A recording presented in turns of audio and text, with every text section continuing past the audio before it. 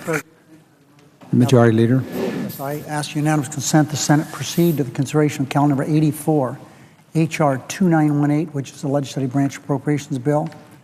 That once the bill is reported, the committee substitute amendment, which is the desk, and is the text of S. 1294, as reported by the Senate Appropriations Committee, be considered and agreed to. The bill is thus amended, be considered original text for the purpose of further amendment, provided that points of order under Rule 16 be preserved.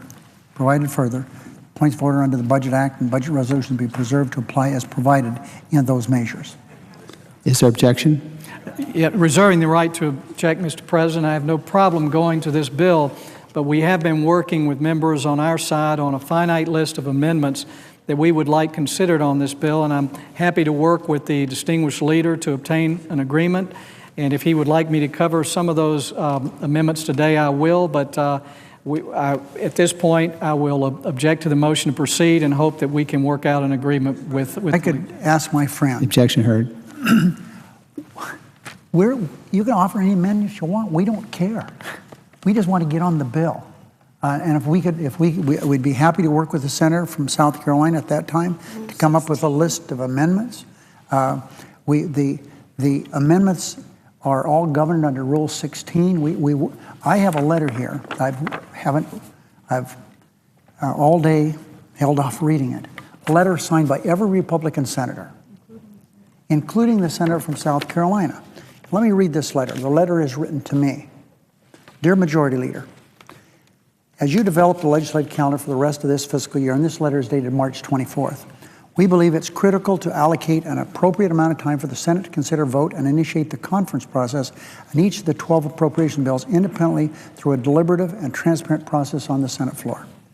For a variety of reasons over the past several years, the Senate has failed to debate, amend, and pass each of the bills separately prior to the end of the fiscal year. Far too often, this has resulted in the creation of an omnibus appropriation bills that have been brought to the floor so late in the fiscal year that senators have been forced to either pass a continuing resolution, shut down government, or consider an omnibus bill. These omnibus bills have not allowed for adequate public review and have clouded what should otherwise be a transparent process. As our president said on March 11, 2009, that's President Obama, he expects future spending bills to be debated and voted in an orderly way and sent to his desk without delay or obstruction so that we don't face another massive last-minute omnibus bill like this one. The Senate should begin floor consideration of the appropriation bills during the early summer months to ensure that an appropriate amount of time is available to examine, debate, and vote on amendments to the bills.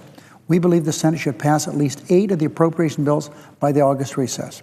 In order to press for a more transparent process, we will consider using all available procedural tools to guarantee regular order for appropriation bills.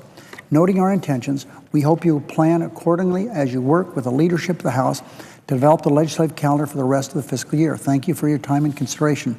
Signed by every one of the Republicans, including my friend from South Carolina. Now, I have here the manager of this bill, the wild-eyed liberal from Nebraska, Ben Nelson. If this is not a place to start, there is no one that has a more measured voice than the senator from Nebraska.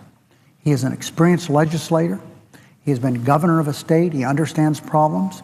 And in addition to that, a fine person.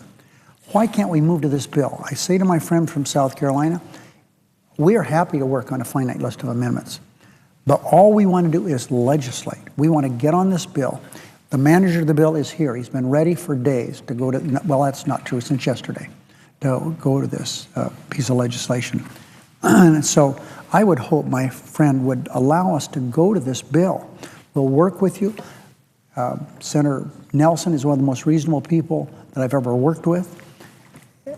So I don't see what fear my friend from South Carolina should have by going to the bill. We have no games we're playing. We're not going to try to cut anybody off offering amendments. There'll come a time, perhaps, when I will talk to the Republican leader, say, have we had enough of this? Senator, I'm prepared to grant a unanimous consent to move ahead right now if I can be guaranteed 7 amendments, 3 by myself, 2 by Senator Coburn, and 2 by Senator Vitter. And I'll be glad to describe what those are if you'd like. But if we, friend, the only thing as I told you in my opening statement here,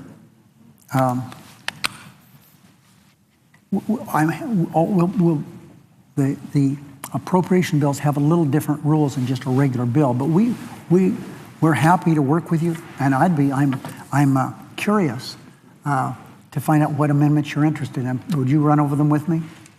Yes, I'd be glad to. And again, it's this is a trust but verify. We have had a few problems with getting amendments on some other bills, and so I just want to make sure that we're in agreement and there are no surprises. I've got 3 amendments that we would like. One is related to the Capitol Visitor Center. The other is related to rescinding unspent stimulus money. And the other is asking for a GAO audit of the Federal Reserve. Senator Vitter has amendment related to, I believe, our pay raises, as well as a motion to recommit I guess someone's going to have to explain that one to me, but I understand what that one is. Senator Coburn has a transparency of Senate expenses amendment, as well as something about enumerated powers. Minority powers? Enumerated powers. Okay. No, the minority has no powers, but these are enumerated powers of the Constitution. But these are our amendments, and if we can just get agreement now that these can be included, we'll be glad to proceed. I say to my friend, I served as chairman of this subcommittee for quite a number of years and enjoyed it very, very much. It appears the GAO one, from the little knowledge that I have, would be within the confines of this bill very clearly. Let's see what else.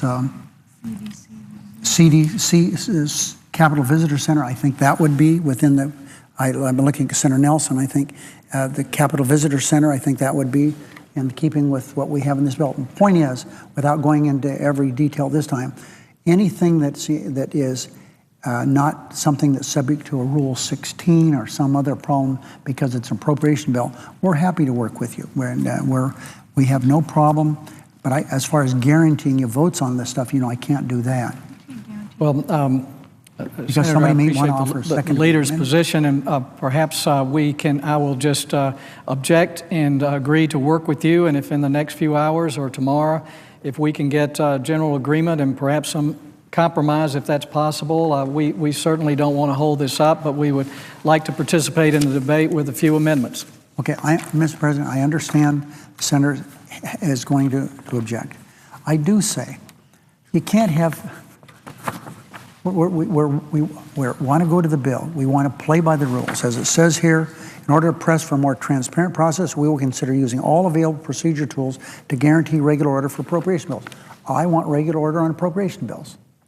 But it's not, and I think you could check with your own floor staff. I can't guarantee votes. I can't guarantee that all these matters are germane because we have different rules on appropriation bills. So I think it's another indication of where we're just wasting time, the people's time.